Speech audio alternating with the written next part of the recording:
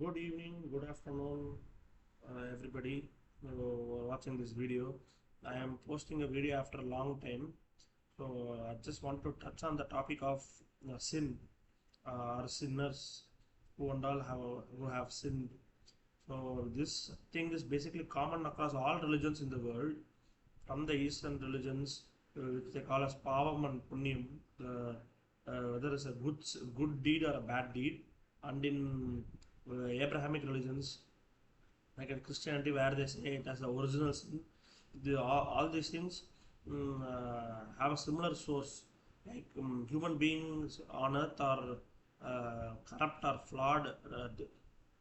Either they face the sin based on Adam and Eve or themselves, like in Eastern religions, it's ultimately a sin. So here I am going to talk about what actually happened according to the alien interview. So the alien Yeril uses a exact word is named as untouchable. So this is the exact word used by Yeril.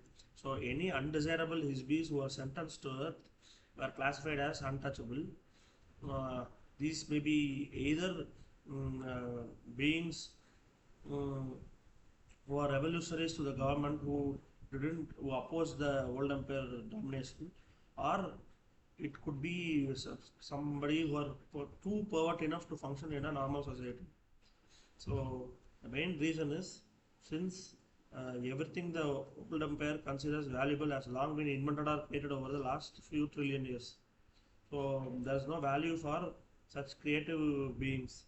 So this is basically the reason for completely removing the eradication of spiritual awareness in every other isbi.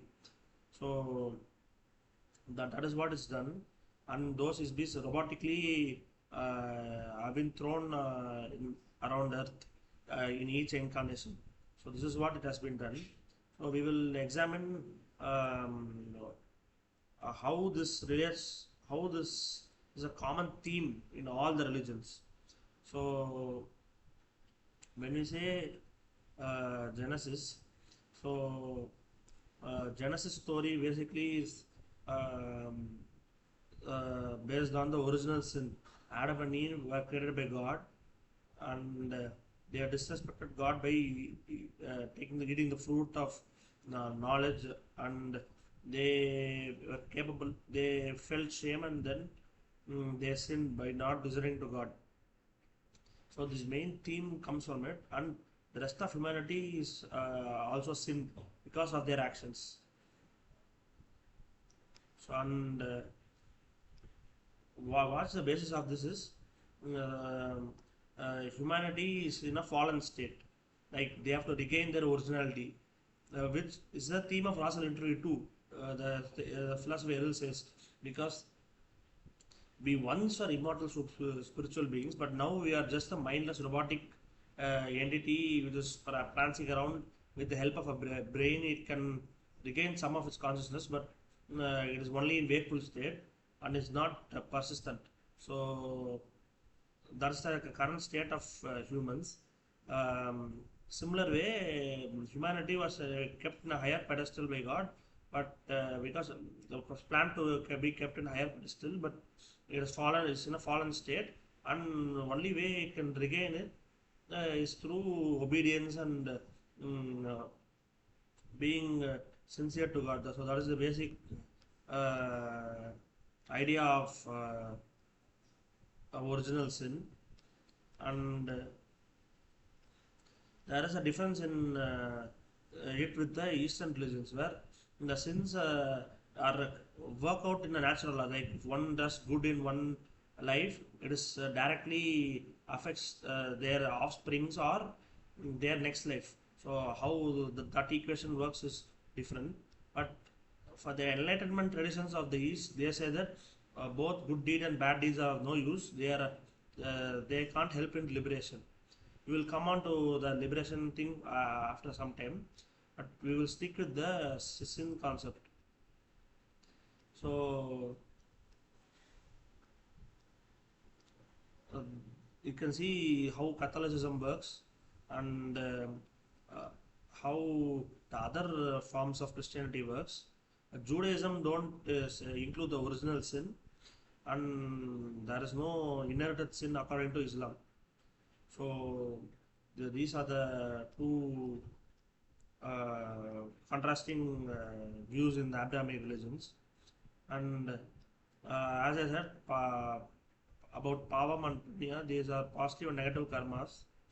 The net effect will ultimately happen, but it may be delayed.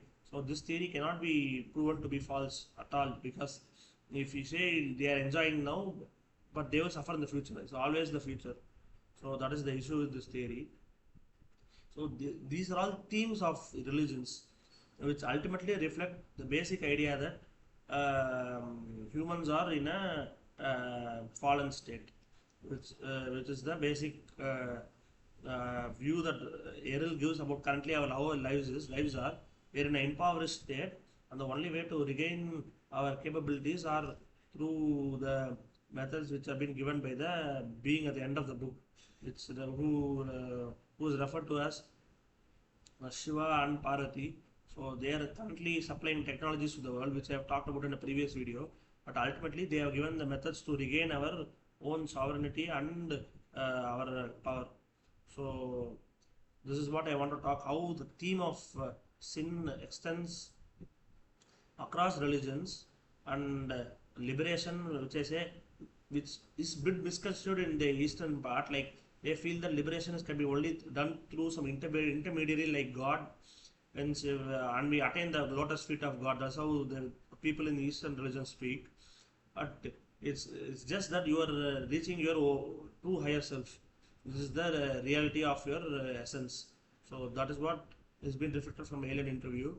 So basically, the accountability stuff of good deeds or bad deeds, those things that are not there. That's why we have law system, law enforcement, and judiciary. So if there is pavam and punyam, there is no need for that.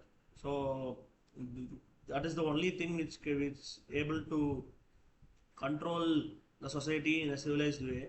So there is no other solution. We can't depend on karmic cycle doing its thing, because it's not true. And